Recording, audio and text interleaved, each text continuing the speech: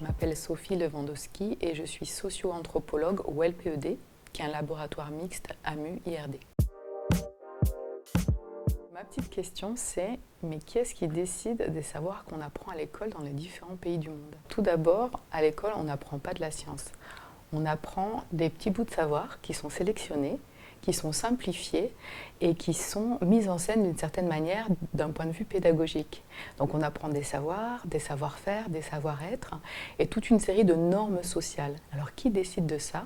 Ce sont des acteurs qui ont un certain pouvoir dans les sociétés données et qui vont rentrer en conflit et en connivence entre eux pour opérer à ces choix-là. Comment ça se passe aujourd'hui? On assiste à une internationalisation des politiques éducatives. Et dans les pays à faible indice de développement humain, on a une montée en puissance d'acteurs comme la Banque mondiale. Donc il y a une forme de standardisation, de recherche de bonnes pratiques et en même temps, on a des différences de contenu scolaire et de pédagogie dans les différents pays qui existent. Ces contenus et ces pédagogies varient en fonction d'un certain nombre de critères. Par exemple, la prégnance d'acteurs religieux. Au Sénégal, les confréries mourides jouent un rôle important dans le développement de l'enseignement arabo-islamique. On peut avoir aussi des influences selon les caractéristiques du gouvernement, s'il est plus ou moins conservateur, plus ou moins démocratique. Par exemple, dans la Bolivie de Evo Morales, on a eu des programmes scolaires qui étaient très originaux sur la nature, avec du biocentrisme, très valorisant pour les cultures indigènes. Et en même temps, au fil des années, on a vu se développer le culte de la personnalité. Parallèlement à ces programmes officiels, on a dans ce même pays des associations et des écoles privées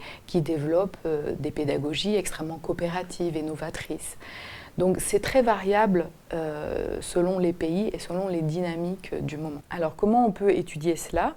On peut faire des analyses assez complètes des réformes scolaires, analyser tout ce qui est interaction en classe et puis suivre aussi les apprenants, à la fois dans la manière dont ils ont incorporé les savoirs, dont ils les mobilisent dans leur vie sociale et dans leur trajectoire de vie.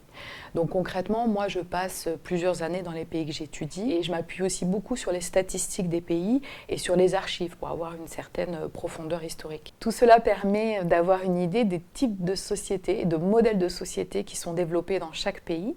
Cela permet de voir aussi les circulations des savoirs d'un pays à l'autre ou à l'intérieur du pays, entre les familles, les systèmes scolaires, les différents champs sociaux, et de voir comment les savoirs s'hybrident et comment des savoirs nouveaux se créent de cette manière-là.